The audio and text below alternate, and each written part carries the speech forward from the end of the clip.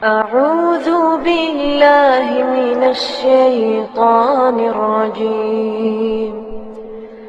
بسم الله الرحمن الرحيم. إن الحمد لله نحمده ونستعينه ونستغفره ونعوذ بالله من شرور أنفسنا ومن سيئات أعمالنا. من يهده الله فلا مضل له ومن يضلل فلا هادي له. وأشهد أن لا إله إلا الله وحده لا شريك له وأشهد أن محمدا عبده ورسوله. أما بعد فإن خير الحديث كتاب الله وخير الهدي هدي محمد صلى الله عليه وسلم وشر الأمور محدثاتها وكل محدثة بدعة وكل بدعة ضلالة وكل ضلالة في النار. رب اشرح لي صدري ويسر لي أمري واحلل عقدة من لساني يفقهوا قولي. رب أعوذ بك من همزات الشياطين وأعوذ بك رب أن يحضرون. أعوذ بالله السميع العليم من الشيطان الرجيم. لقد كان لكم في رسول الله أسوة حسنة لمن كان يرجو الله واليوم الآخر وذكر الله كثيرا.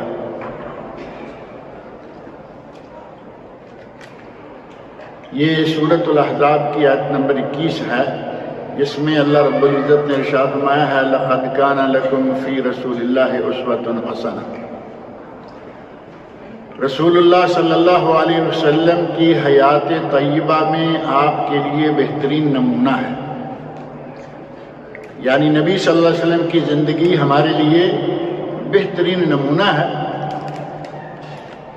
اور اللہ رب العزت یہ فرمائے کہ نبی صلی اللہ علیہ وسلم کی زندگی تمہارے لیے بہترین نمونہ ہے اور نبی صلی اللہ علیہ وسلم کی زندگی ہم سے اوجل رہے، یہ تو بات ہو نہیں سکتی. جب اللہ نے نمونہ قرار دیا تو نبی صلی اللہ علیہ وسلم کی زندگی کا ایک ایک لمحہ امت اسلامیہ کے لیے محفوظ کر دیا، اور وہ واقعی محفوظ ہے. آپ کے بچپن سے لے کر جوانی، بلکہ لڑکپن، جوانی اور آخر عمر تک نبی اکرم صلی اللہ علیہ وسلم کے شب و روز محفوظ ہیں. آپ دن کو کیا کیا کرتے تھے، آپ کے رات کو کیا معمولات تھے. ایک تو سیرت النبی کی کتابیں ہیں جو بڑی مفصل کتابیں آج ہمارے پاس موجود ہیں. یہاں سعودی عرب کے اندر نظرۃ النعیم کے نام سے بہت مفصل سیرت النبی کی کتاب شائع ہوئی ہے، غالباً 20 جلدیں ہیں، اور 10 جلدیں سیرت انسائیکلوپیڈیا اردو میں موجود ہے جو دارالسلام نے شائع کی. اور ان سے پہلے برصغیر پاک و ہند میں سیرت النبی علامہ شبلی نعمانی اور سید سلیمان ندوی رحمہم اللہ، ایک جلد سید نعمانی نے لکھی، شبلی نعمانی نے، اور فوت ہو گئے. اور اس کے بعد بقیہ 5 جلدیں سید سلیمان ندوی رحمۃ اللہ علیہ نے پوری کی اور سیرت النبی کے موضوع کو بڑا مفصل بیان کر دیا. ان کے بعد برصغیر پاک و ہند کی اردو کی سیرت کی کتابوں میں سے بہترین کتاب ہے رحمت للعالمین، سید سلیمان منصور پوری. صرف آخری فرق ہے، وہ ندوی ہیں اور یہ منصور پوری ہیں. نام سید سلیمان ان کا بھی ہے اور سید سلیمان ان کا بھی ہے. 3 جلدوں میں شائع ہوتی رہی، اور جب سے کمپیوٹر نے آ کر چیزوں کو زپ کرنا شروع کیا ہے، آج وہ موٹی 1 جلد میں موجود ہے، لیکن اپنے موضوع کی نایاب کتابوں میں سے تحقیق کا حق ادا کر دیا اس شخص نے. اللہ رب العزت ان کی محنت کو قبول فرمائے. اور اس کے بعد الرحیق المختوم بڑی مشہور و معروف کتاب ہے جس نے سعودی عرب سے نوبل پرائز حاصل کیا. شیخ صفی الرحمان صاحب مبارک پوری رحمۃ اللہ علیہ کی کتاب. ان کتابوں کے علاوہ بعض اہل علم نے نبی صلی اللہ علیہ وسلم کی حیات طیبہ کا ایک ایک گوشہ، الگ الگ گوشوں کو ذکر فرمایا. کسی نے لکھا مرغوبات مصطفیٰ، نبی اکرم صلی اللہ علیہ وسلم کی مرغوب چیزیں کیا تھیں. اس میں ملبوسات ہیں کہ آپ کو کپڑا کون کون سا پسند تھا. سادہ لباس ساری دنیا جانتی ہے، سادہ چادریں، سادہ بستر اور انتہائی سادہ رہن سہن. اور معقولات مصطفیٰ، نبی اکرم صلی اللہ علیہ وسلم کھایا کیا کرتے تھے، پسند کیا فرمایا کرتے تھے. کھانے میں آج کا مسلمان روزانہ سینکڑوں نعمتیں استعمال کرتا ہے، جبکہ نبی اکرم صلی اللہ علیہ وسلم کا حال، آپ کوئی غریب نہیں تھے. ایک بات ذہن میں رکھیں کہ بعض دفعہ آدمی سمجھ لیتا ہے کہ شاید آپ کے پاس پیسہ نہیں ہوتا تھا. کیسر و کسرا کے خزانے آپ کے قدموں میں ڈھیر کر دیے گئے. سورج غروب ہونے سے پہلے نبی اکرم صلی اللہ علیہ وسلم نے سارے صدقہ کر دیے، اور دولت کا کوئی شمار نہیں تھا. خاص طور پر مدینہ منورہ کی زندگی میں آپ انتہائی مالدار شمار کیے جا سکتے ہیں.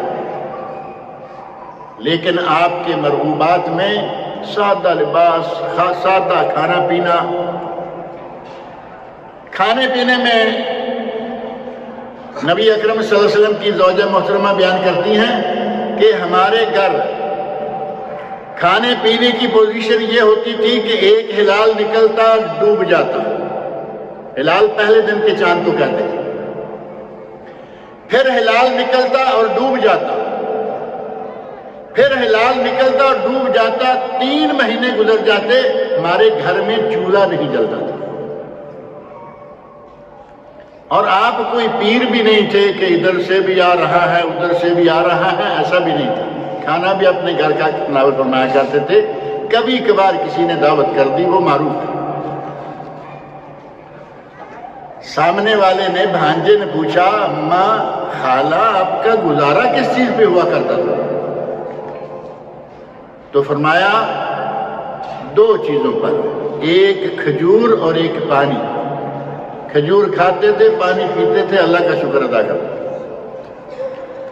یہ ہیں معقولات مصطفیٰ. اور معقولات میں مرغوبات کیا تھی؟ نبی صلی اللہ علیہ وسلم کو بکری کی دستی کا گوشت بڑا پسند تھا. میرا خیال لگ پیس کہہ سکتے ہیں نا، مرغی کا تو ہوتا ہی ہوتا ہے. بکری کی آگے والی دستی، اس گوشت کو نبی اکرم صلی اللہ علیہ وسلم بہت پسند فرماتے تھے. لیکن کبھی کبھار اپنے گھر میں جب 3 مہینے چولہا نہیں جلے گا تو دستی کہاں پکے گی. یہودی عورت کو یہ معلوم تھا کہ اس شخص کو دستی کا گوشت پسند ہے، اور اس نے جب دعوت کی تو دستی کے گوشت میں زہر ملایا.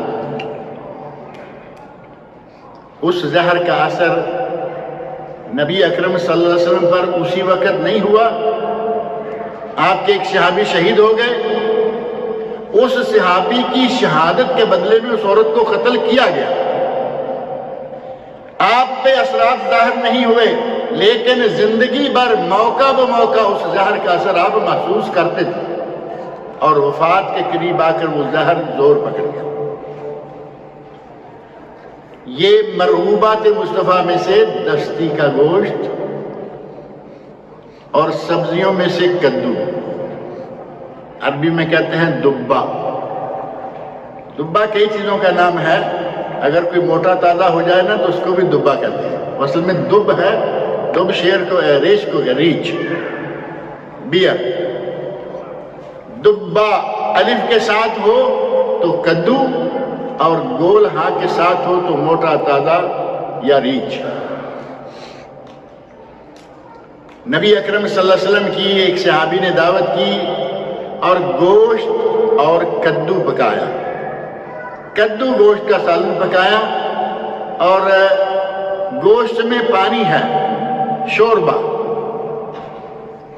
صحابی جو ساتھ ہیں وہ کہتے ہیں یتتبع الدبا، نبی اکرم صلی اللہ علیہ وسلم سالن کھا رہے تھے اور اس کے کدو کے ٹکڑے، یتتبع جب پانی تھوڑا زیادہ ہوگا، شوربہ زیادہ ہوگا تو ٹکڑے تو کدو کے تیر رہے ہوں گے نا۔ یتتبع الدبا، نبی صلی اللہ علیہ وسلم کدو کے ٹکڑوں کو جیسے آدمی پکڑ پکڑ کے کھاتا ہے کھا رہے تھے۔ آپ کی مرغوبات یہ ہیں۔ اور کچھ مکروہات ہیں جو آپ کو ناپسند تھی۔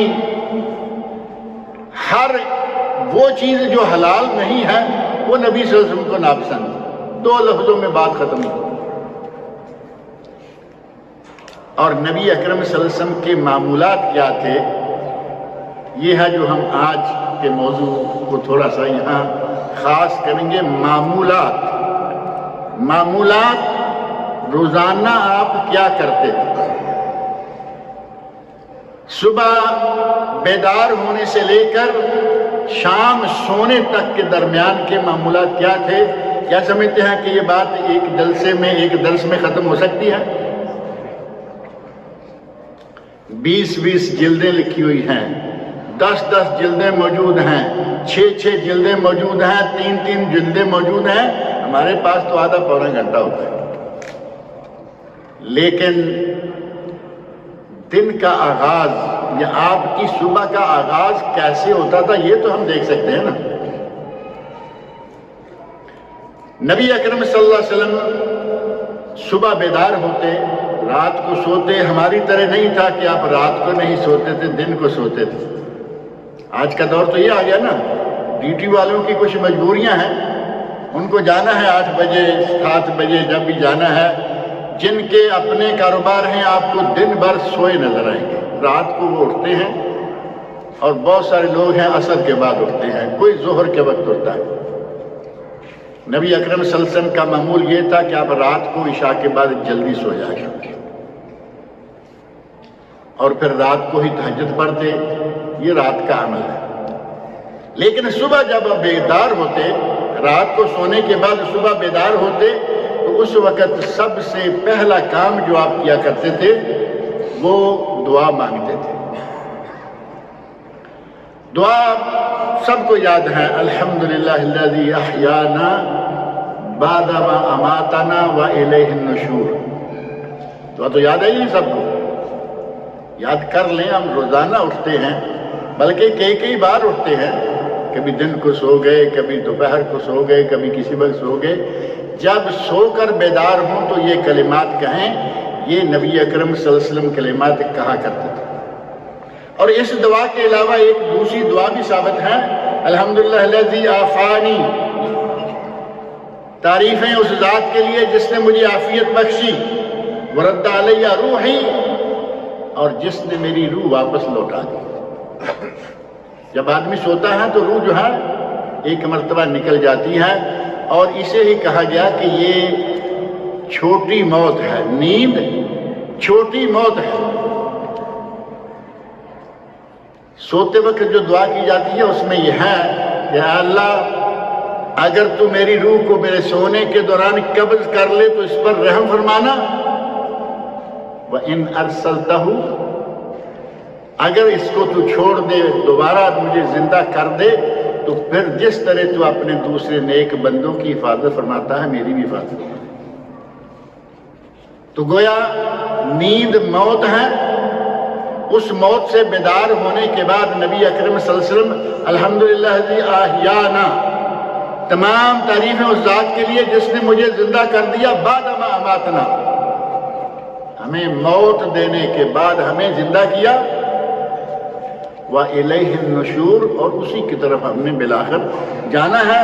دوسری دعا جو ہے اس کا معنی بھی تقریباً اس سے ملتا جلتا ہی ہے، الحمدللہ الذی عافانی ورد علی روحی وعافانی فی جسدی، اور اس ذات کے لیے تعریفیں ہیں تمام تر جس نے میرے جسم کو عافیت عطا فرمائی، تندرستی کی نعمت سے نوازا۔ نبی اکرم صلی اللہ علیہ وسلم یہ دعا مانگ کر اپنے بستر سے بیدار ہوتے، اور اب اس کے بعد دوسرا عمل آپ کیا سر انجام دیتے تھے؟ ظاہر ہے کہ وضو کرتے اور 2 سنتیں فجر کی عموماً آپ اپنے گھر میں پڑھا کرتے تھے.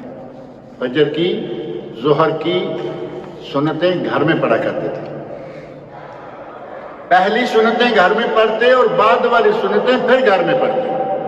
فجر کی، ظہر کی پہلے ہیں، مغرب عشاء کی بعد میں ہیں، اور عصر کی ایسی کوئی سنتیں نہیں ہیں. اگر کوئی پڑھتا ہے تحیت المسجد، تحیت الوضو 4 رکعتیں پڑھ سکتا ہے، اس میں کوئی ایسی بات نہیں ہے. اور فجر کی نماز ادا کرنے کے بعد نبی اکرم صلی اللہ علیہ وسلم کا عمل مبارک یہ ہوتا تھا کہ ایک دعا آپ فرمایا کرتے تھے، جو دعا مسند امام احمد اور سنن ابن ماجہ میں صحیح سند کے ساتھ ثابت ہے. ام المومنین حضرت ام سلمہ رضی اللہ عنہا بیان فرماتی ہیں ان نبی صلی اللہ علیہ وسلم کان یقول اذا صلی الصبح حین یسلم، نبی صلی اللہ علیہ وسلم فجر کی نماز پڑھنے کے بعد سلام پھیر کر یہ دعا کیا کرتے تھے، اللہم انی اسألک علما نافعا، اے اللہ میں علم نافع کا تجھ سے سوال کرتا ہوں، ورزقا طیبا اور پاکیزہ روزی رزق کا سوال کرتا ہوں، وعملا متقبلا اور قبول ہونے والے عمل کی تجھ سے دعا کرتا ہوں. اور ایک روایت میں وعملا صالحا، میں صالح عمل کی دعا کرتا ہوں. اب اس دعا پہ ذرا غور کیجئے. نبی اکرم صلی اللہ علیہ وسلم نے اپنے دن کا آغاز فرمایا نا، فجر کے بعد دن ہو گیا. سب سے پہلے 3 چیزیں ہیں نا، علم نافع، رزق طاہر طیب، اور تیسری چیز عمل متقبل یا عمل صالح. ان 3 چیزوں میں سے سب سے پہلے علم کے بارے میں سوال کیا. اگر علم نہیں ہوگا تو پتہ چلے گا حلال کیا ہے حرام کیا ہے. اگلی چیز جو مانگی کہ روزی پاکیزہ دے، جب علم نہیں تو پاکیزہ کیا ہے اور غیر پاکیزہ کیا ہے پتہ ہی نہیں چلے گا. عمل متقبل کیا ہے، عمل صالح کیا ہے، اس کی پہچان کیا ہے، علم نہیں ہوگا تو اس کا بھی کوئی پتہ نہیں چلے گا. نبی اکرم صلی اللہ علیہ وسلم نے سب سے پہلے وہ چیز مانگی جس چیز کے ذریعے آج باقی کا سارا دن جس کے تحت جس کی روشنی میں گزارنا ہے. روزی کمانی ہے، حلال اور حرام کی پہچان چاہیے، علم چاہیے. عمل کرنا ہے، نیک ہے، بد ہے، صالح ہے، غیر صالح ہے، مقبول ہے، غیر مقبول ہے، علم چاہیے. امام بخاری رحمۃ اللہ علیہ نے صحیح بخاری میں ایک باب قائم کیا ہے، باب العلم قبل القول والعمل. اس بات کا بیان کہ قول اور عمل، زبانی عبادات ہوں یا زبانی باتیں ہوں، اور عمل ہو، صالح ہو غیر صالح ہو، اس سے پہلے علم ضروری ہے. اور قرآن کریم میں اللہ رب العزت نے بھی یہ بات واضح طور پر ارشاد فرمائی ہے. سورہ محمد، نبی اکرم صلی اللہ علیہ وسلم کے اسم مبارک کی پوری ایک سورت ہے. سورہ محمد کی آیت نمبر 19 میں اللہ رب العزت ارشاد فرماتے ہیں فَاعْلَمْ أَنَّهُ لَا إِلَٰهَ إِلَّا اللَّهُ. اس بات کا علم ہونا چاہیے، اس بات کا علم حاصل کر لو، جان لو کہ اللہ کے سوا کوئی معبود برحق نہیں ہے. فعلم آ گیا نا، جان لو، علم حاصل کر لو کہ اللہ کے سوا کوئی معبود برحق نہیں. وَاسْتَغْفِرْ لِذَنبِكَ، اپنے گناہ کی اللہ تعالیٰ سے معافی مانگو. اللہ رب العزت نے سارے گناہ معاف کر رکھے ہیں، لیکن پھر کہا کہ اپنے گناہ کی معافی مانگو. اور نبی اکرم صلی اللہ علیہ وسلم ایک ایک مجلس میں 100 مرتبہ توبہ کرتے تھے. ہمیں تو میرا خیال ہے 100 دنوں میں بھی ایک مرتبہ توبہ کا خیال نہیں آتا. آپ کی ایک ایک مجلس میں 100 مرتبہ توبہ، استغفر اللہ استغفر اللہ استغفر اللہ واتوب الیک. اور ہمارے یہاں کلمہ معروف ہے استغفر اللہ الذی لا الہ الا هو واتوب الیہ۔ نبی صلی اللہ علیہ وسلم بار بار توبہ کرتے، بار بار اللہ سے مغفرت طلب کرتے، کیونکہ اللہ نے حکم دیا ہے وَاسْتَغْفِرْ لِذَنبِكَ، اپنے گناہ کی توبہ کیجئے، اللہ سے اپنے گناہ کی مغفرت اور معافی مانگیے، وَلِلْمُؤْمِنِينَ وَالْمُؤْمِنَاتِ، اور مومن مردوں کے لیے مومن عورتوں کے لیے بھی ان کے گناہوں کی معافی اللہ سے مانگیے۔ یہ دو حکم دینے کے لیے پہلے اللہ رب العزت فرمایا فَعْلَمْ، اس بات کا پہلے علم حاصل کر، اور اس علم کی برکت سے ہی ہمیں ہر خیر و شر، ہر اچھا برا، ان چیزوں کی معلومات حاصل ہوں گی، تو سب انہی کی وجہ سے۔ اور اگر ہم خیر و شر کی تمیز ہی نہ کر سکیں گے تو پھر جو آیا کر رہے ہیں، جیسے دنیا میں ہم دیکھتے ہیں کبھی کبھی ان کے ہاتھوں خیر بھی ہو جاتی ہے، شر میں تو خیر گھسے رہتے ہیں، خیر ہو جاتی ہے انہیں یہ نہیں پتا کہ یہ خیر ہو گئی، نیکی ہو گئی، پیسہ بے شمار ہے، پیسہ دینا ہے، کبھی مسجد کو دے دیا، کبھی ایک کرکٹر نے چھکا مارا، سکسر ہے نا، کرکٹر نے چھکا مارا ملین درہم، چھوٹا چھوٹا کام نہیں، کیا کیا اس نے، اور اس نے کیا کیا، یہاں بھی دے دیے مسجد میں، اسے نہیں معلوم کہ خیر و شر میں فرق کیا ہے، پیسے تھے وہ دے دیے۔ خیر و شر میں فرق ہمیں کون دے گا؟ علم دے گا۔ اور اللہ رب العزت نے قُلْ هَلْ يَسْتَوِي الَّذِينَ يَعْلَمُونَ وَالَّذِينَ لَا يَعْلَمُونَ، اس آیت میں بھی جو کہ سورہ زمر کی آیت 9 ہے، فرمایا کہ علم والا اور بے علم کبھی برابر نہیں ہو سکتے۔ بے علم کو تو اپنے عمل کا پتہ نہیں، بے علم کو اچھے برے، پاکیزہ یا نجس کا پتہ نہیں، ان میں فرق معلوم نہیں، تو وہ کیا کرے گا؟ اللہ رب العزت نے نبی اکرم صلی اللہ علیہ وسلم کی زبان مبارک سے سب سے پہلے کس چیز کا مطالبہ کیا؟ کہ علم۔ اللہم انی اسألک علما نافعا، اور نبی صلی اللہ علیہ وسلم کو علم کس نے دیا تھا؟ کوئی استاد ہے جو کہہ سکے دنیا میں کہ میں نے تمہارے نبی کو پڑھایا ہے؟ کوئی نہیں۔ جن کا معلم ڈائریکٹ خود خدا ہے، جنہیں اللہ رب العزت نے پڑھایا ہے، وہ بھی دعا مانگ رہے ہیں یا اللہ مجھے علم نافع عطا۔ اور ہمیں جن کے پاس کچھ بھی نہیں ہے، ہمیں تو یہ دعا بہت مانگنی چاہیے، صرف ایک مرتبہ فجر کی نماز پڑھ کے نہیں، ہمیں تو بار بار یہ دعا کرنی چاہیے۔ سلام پھیرے دعا مانگے، کم از کم 5 مرتبہ تو مانگ لیں، بلکہ میں سمجھتا ہوں کہ ہمیں 5 مرتبہ نہیں، دن میں جب جب یاد آئے یہ دعا ضرور کرنی چاہیے، کیونکہ نبی صلی اللہ علیہ وسلم اپنی نیند سے بیدار ہونے کے بعد پہلا کام ہی یہ کرتے تھے کہ یہ دعا مانگتے تھے۔ اس دعا کی یہی اہمیت کافی ہے کہ اپنے دن کا آغاز آپ نے، ہر بندہ کوشش کرتا ہے نا کہ اپنے دن کا آغاز کسی ایسے کام سے کرے، کہتے ہیں جی برکت حاصل ہو جائے گی۔ دن کا آغاز کرنے کے لیے وہ کام کریں کہ برکت حاصل ہو، تو نبی اکرم صلی اللہ علیہ وسلم برکت حاصل کرنے کے لیے اس دعا سے اپنے دن کا آغاز فرمایا کرتے تھے۔ اور علم کی بھی 2 قسمیں ہیں، علم نافع جو آپ نے مانگا، اور دوسرا ہے علم غیر نافع۔ نجومی جو پالمسٹ ہیں وہ بھی تو علم حاصل کیے ہوئے ہوتے ہیں نا، کیا ان کا علم نافع ہے؟ دنیا میں شاید تھوڑا بہت پیسہ تو کمانے کا راستہ بن جائے گا، لیکن آخرت میں جہنم خرید لے گا۔ اسی طرح جادو، وہ بھی علم ہے، لیکن جادوگر کافر ہے۔ وما کفر سلیمان ولکن الشیاطین کفروا یعلمون الناس السحر، سورۃ البقرہ آیت نمبر 102۔ سلیمان علیہ السلام نے کفر نہیں کیا، سلیمان علیہ السلام نے جادو نہ سیکھا نہ سکھلایا، ولیکن الشیاطین، یہ شیطانوں کا کام ہے۔ اللہ رب العزت نے جادو کو سراسر کفر قرار دیا، جادو کی سزا سزائے موت قرار دی گئی، اور ام المومنین حضرت حفصہ رضی اللہ عنہا نے ایک جادوگر کو قتل کروایا۔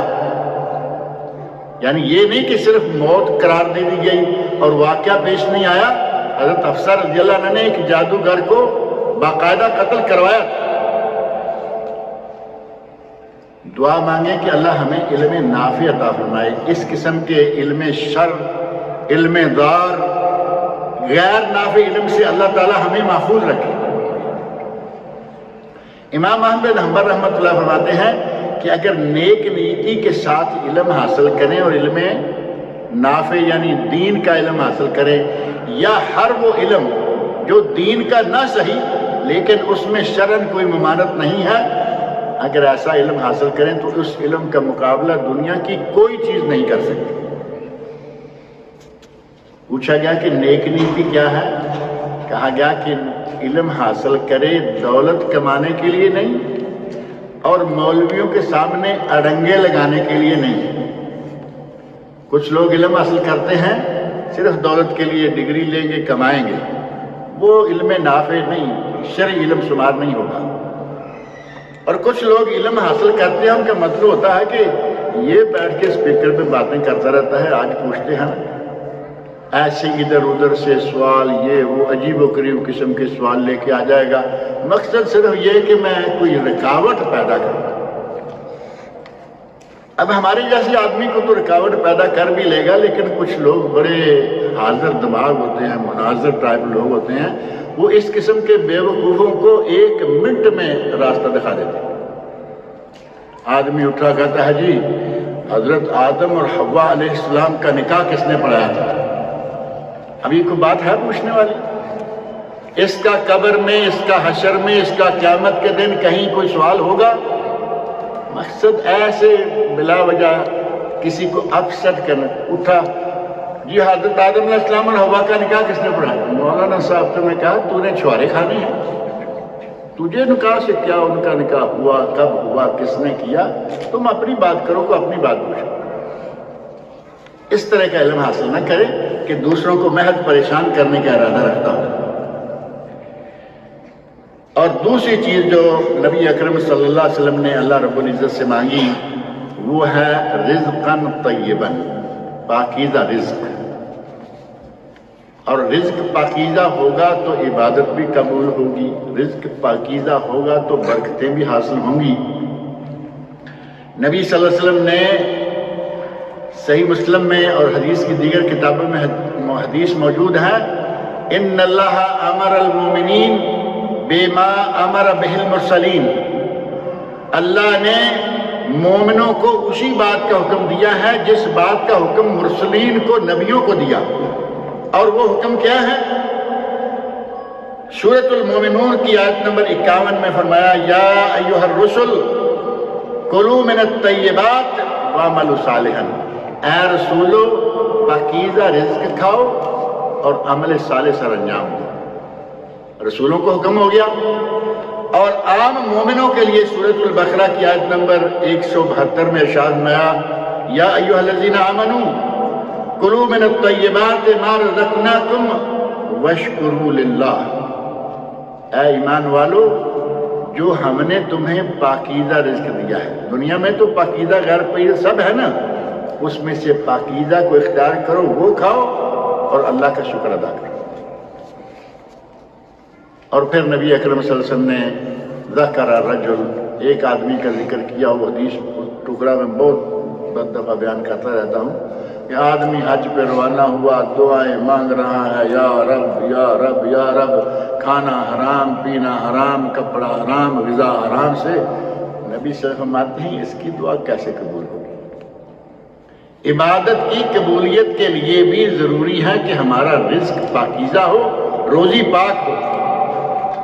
اور نبی اکرم صلی اللہ علیہ وسلم کی جو ڈیوٹیاں اللہ نے لگائی تھی ان میں سے ایک ڈیوٹی سورۃ الاعراف کی آیت نمبر 157 میں ہے وَيُحِلُّ لَهُمُ الطَّيِّبَاتِ وَيُحَرِّمُ عَلَيْهِمُ الْخَبَائِثَ، میرا نبی پاکیزہ چیزیں تمہارے لیے حلال کرتا ہے، بتاتا ہے کہ یہ حلال ہے، یہ حلال ہے، یہ پاکیزہ ہے، وَيُحَرِّمُ عَلَيْهِمُ الْخَبَائِثَ، اور خبیث نجس ناپاک چیزوں کی باقاعدہ ممانعت کرتا ہے، ان سے روکتا ہے۔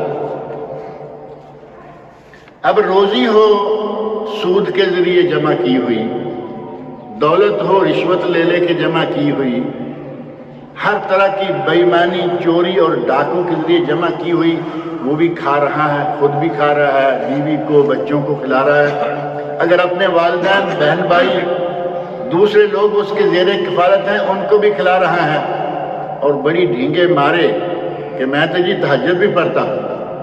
حدیثیں آپ کے سامنے ہیں۔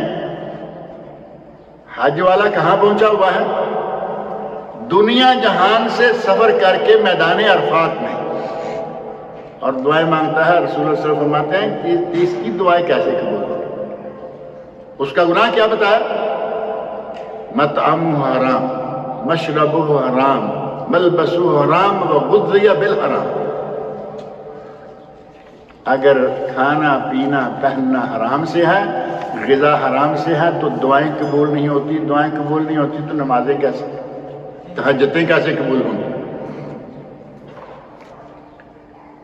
اور تیسری چیز جو بہت ساری تفصیلات سے قطع نظر، تیسری چیز جو نبی اکرم صلی اللہ علیہ وسلم نے صبح صبح دن کا آغاز کرتے ہوئے اللہ رب العزت سے طلب کی، وہ ہے عملاً متقبلاً، مقبول عمل یا عملاً صالحاً، دونوں روایت۔ پہلی بات یہ کہ عمل صالح کیا ہے؟ بنگلور سے ہماری ایک کتاب شائع ہوئی ہے، عمل صالح کی پہچان۔ دیر ہوئی اس بات کو، اور اس سے بہت پہلے پاکستان میں وہ کتاب مفصل انداز سے شائع ہوئی تھی، قبولیت عمل کی شرائط۔ ان دونوں کتابوں میں پوری تفصیل کے ساتھ بتایا گیا ہے کہ عمل صالح کیا ہے۔ نبی سے فرمایا کہ عمل صالح ہمیں عطا فرما، وہ عمل صالح کیا ہوگا، مقبول عمل کیا ہے، کوئی عمل ہم کرتے ہیں کیا کب قبول ہوگا، کس حال میں قبول ہوگا، اس کے لیے شرطیں کیا ہیں۔ اب ان ساری تفصیلات میں جانا تو ممکن نہیں ہے، مختصر یہ کہ عمل خالص اللہ رب العزت کے لیے ہو۔ نماز پڑھیں تو اللہ کی رضا کے لیے، یہ نہ ہو کہ میں اگر مسجد میں نہ گیا تو فلاں آیا ہوا ہوگا، وہ کہے گا کہاں ہے۔ اب بتائیے کہ یہ آدمی اللہ کے لیے مسجد میں جا رہا ہے، یہ تو مسجد میں اس لیے جا رہا ہے کہ اس چوری صاحب کے یہاں،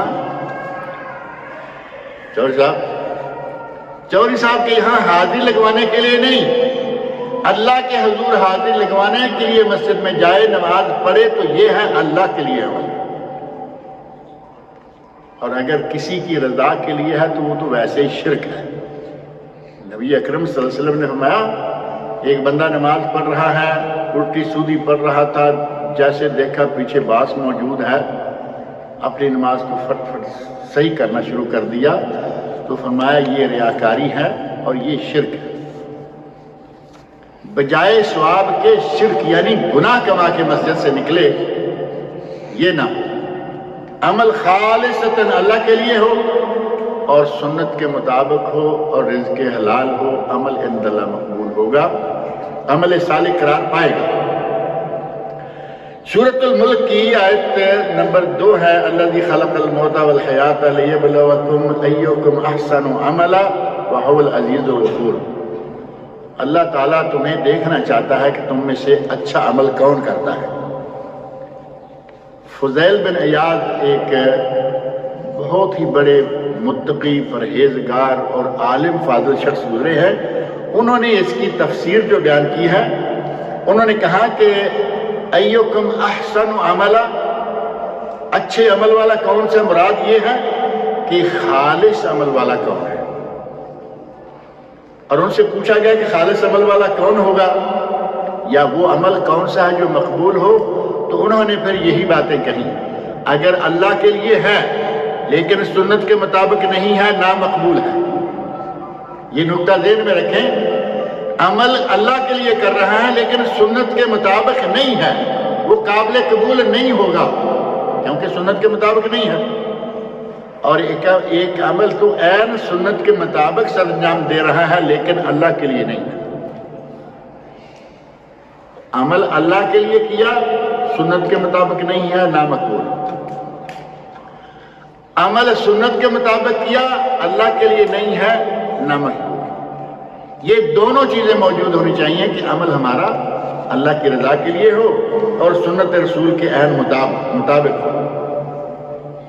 نبی اکرم صلی اللہ علیہ وسلم جس ذات نے ہمیں یہ دعا سکھلائی ہے، ان کے معلم خود خدا ہے، اللہ سے علم حاصل کیا۔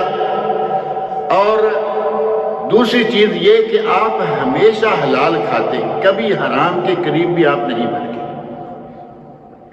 اور آپ کے اعمال اللہ رب العزت نے سورۃ الفتح کے شروع میں ہی آپ کے سارے گناہوں کو معاف کر دیا، یعنی آپ کا ہر عمل مقبول ہے۔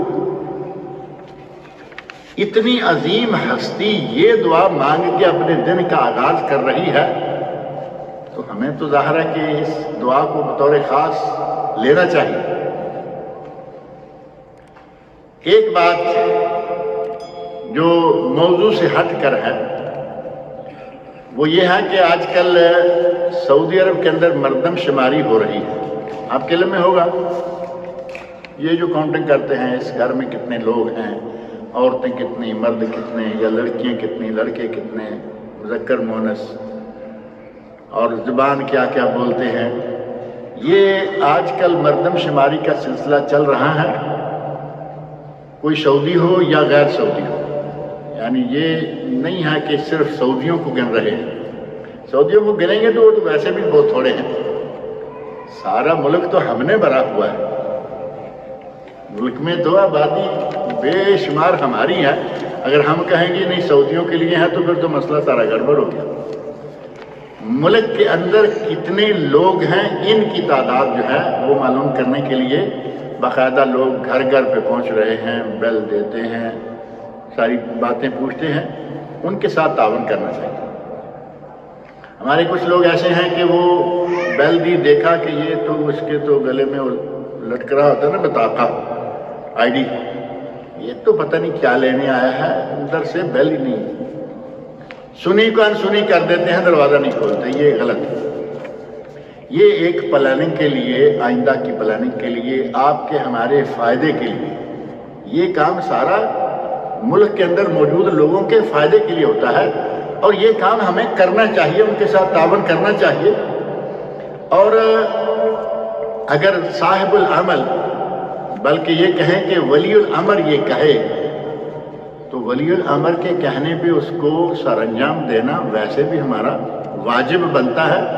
اور یہ کام شاید آپ کے علم میں ہوگا، یہ کام سب سے پہلے اسلام میں خود نبی صلی اللہ علیہ وسلم نے کروایا، اور یہ عام سی بات بھی نہیں، صحیح بخاری اور صحیح مسلم کی حدیث موجود ہے، اور آپ نے فرمایا احصولی کم یلفظ الاسلام، میرے لیے مدینہ میں کتنے لوگ مسلمان ہیں ان کی گنتی کرو۔ اور راوی حدیث کہتے ہیں کہ مسلمانوں کی گنتی کی گئی، مدینہ میں یہودی ہیں، مدینہ میں عیسائی ہیں، مشرک ہیں، کون کون ہے، لیکن مسلمانوں کی گنتی کر کے نبی صلی اللہ علیہ وسلم کے سامنے رکھ دی۔ احصولی کم یلفظ الاسلام، مجھے بتائیے، گن کر بتائیے کہ اسلام کا لفظ بولنے والے کتنے ہیں۔ تو مردم شماری کے سب سے پہلے موجد کون ہوئے؟ یہ کافر نہیں، ہم سمجھتے ہیں جی یورپ میں، امریکہ میں ہوتا تھا، نبی صلی اللہ علیہ وسلم نے سب سے پہلے اس بات کا حکم دیا۔ جو بھی کوئی اچھا کام ہے اس کی بنیاد آپ کو نبی صلی اللہ علیہ وسلم سے، خلفاء راشدین سے، صحابہ سے ملے گی، اور اس کے بعد مسلمانوں سے ملے گی۔ اس کو پھر اسٹیبلش کرنے میں کچھ کافروں نے ہاتھ ڈالا۔ میرا وہ موضوع نہیں آیا، ایک مرتبہ میں نے جدہ میں، کارنس جدہ پہ جلسہ ہو رہا تھا، تو وہاں بات ذکر کی تھی کہ ہم ہر چیز کو کافروں کو، جی کیا بات ہے انگریزوں کی، کیا بات ہے انگریز کی، یہ بھی کر دیا۔ جب اس کی تہ میں جا کے دیکھیے وہ ہمیں اسلام میں ملے گا، اس کی بنیاد اسلام میں ملے گی، مسلمانوں کی یہاں ملے گی۔ ہم نے اپنے دین کو، اپنی تاریخ کو، اپنی ہسٹری کو بھلایا، اور ساری چیزیں جو نئی ایجادات ہیں خاص طور پر وہ انگریزوں کی جولی میں ڈال دی، حالانکہ وہ ہماری ہیں۔ اللہ تعالیٰ سے میری دعا ہے کہ وہ مجھے اور آپ سب کو نبی اکرم صلی اللہ علیہ وسلم کی زندگی اور آپ کے معمولات پر عمل کرنے کی توفیق عطا فرمائے۔ آپ کی زندگی بھر کے معمولات کیا ہیں؟ ان میں سے ایک پروگرام میں نے شروع کیا تھا ریڈیو سے، جدہ ریڈیو سے۔ اس میں نبی صلی اللہ علیہ وسلم کی حیات طیبہ کے ایک دن کے معمولات، جیسے میں نے آج صرف اٹھنے کے وقت آپ نے کیا دعا کی یہ بات ذکر کی ہے، اس طرح نبی صلی اللہ علیہ وسلم ایک دن میں بیدار ہونے سے لے کر سونے تک کیا کیا کرتے تھے، وہ سلسلہ کافی عرصے تک چلتا رہا اور ریٹرن موجود ہے، انشاءاللہ اللہ نے چاہا تو اس کو شائع بھی کریں گے۔ اللہ سے میری دعا ہے کہ وہ مجھے اور آپ سب لوگوں کو نیک عمل کی توفیق عطا فرمائیں۔ ہم اپنے عزیز و اقارب کے ایصال ثواب کے لیے جو قرآن مجید پڑھ کر ان کے درجات بلند ہونے کے لیے دعا کرتے ہیں، آپ قرآن مجید پڑھ کے درجات بلند ہونے کی دعا کرتے ہیں، جبکہ قرآن مجید پڑھ کے ایصال ثواب ثابت ہی نہیں ہے۔ مسئلہ تو پہلے اپنا مسئلہ ثابت کیجئے، پھر کسی کے لیے مالی آپ نے اللہ کی راہ میں مسجد بنائی، نیت یہ کی کہ اس کا ثواب میرے والدین کو جائے گا، پیسہ خرچ کیا نا۔ ہم آج کل ایصال ثواب کے بارے میں جو فری آف کاسٹ کام ہے نا، وہ بڑے خوشی سے کرتے ہیں۔ 100 نفل ابا حضور کے لیے، اور اس میں کیا خرچہ آئے گا؟ تھوڑا سا وقت لگے گا، ایک ڈرامہ نہیں دیکھیں گے 100 نفل ہو جائیں۔ اور یہ کام قرآن خوانی تو لوگوں کو جمع کر کے اس میں تھوڑا بہت خرچ آتا ہے، لیکن یہ چیزیں نبی صلی اللہ علیہ وسلم سے، خلفاء راشدین سے، صحابہ کرام سے ثابت نہیں ہیں۔ اگر قرآن کسی نے پڑھایا ہے اس کو ثواب جائے گا، والدین اس کا خرچہ کرتے ہیں ان کو ثواب جائے گا، اور پڑوسیوں کو کیا جائے گا؟ پڑوسیوں کا کیا تعلق ہے؟ مسجد میں جو بچے پڑھتے ہیں ان کا کیا تعلق ہے؟ آپ نے قاری صاحب کو بھی بلا لیا، بچوں کی بلا لیا، ایک ایک سپارہ سب کو بانٹ کے دے دیا۔ اس کی بہت ساری کہانیاں ہیں کہ وہ کیا پڑھتے ہیں اور کیا پڑھ کے جاتے ہیں، نہ ہی پوچھو تو اچھا ہے۔ جمعہ کے دن مسجد میں داخل ہوتے ہی اذان ہو تو ہم کو تحیۃ المسجد ادا کرنا ہے یا اذان کے بعد؟ پہلے آپ تحیۃ المسجد ادا کیجئے، جو اذان کا حصہ بچے گا اس کے بعد آپ اس میں شامل ہو جائیے۔ اور بہت سارے لوگ میں دیکھتا ہوں کہ آتے ہی پہلے کھڑے ہو جاتے ہیں، بیٹھنا تو نہیں جب تک تحیۃ المسجد نہیں ہوگی، اور اذان کا جواب دینے کے بعد 2 رکعتیں شروع کرتے ہیں، جبکہ اذان کے فوراً بعد خطبہ شروع ہو گیا ہے جس کا سننا سراسر فرض ہے، اور تحیۃ المسجد کا درجہ اس کے بعد آتا ہے۔ لہذا آتے ہی آپ پہلے اذان کا سننا، وہ درجہ جو ہے وہ خطبہ سننے کے بعد آتا ہے، لہذا آپ آ کے 2 رکعتیں پڑھیے۔ اگر حصہ بچ گیا فابہا، نہیں بچا، خطبہ شروع ہو چکا ہے، خطبہ سنیے۔ اللہ تعالیٰ مجھے اور آپ سبوں کو نیک عمل کی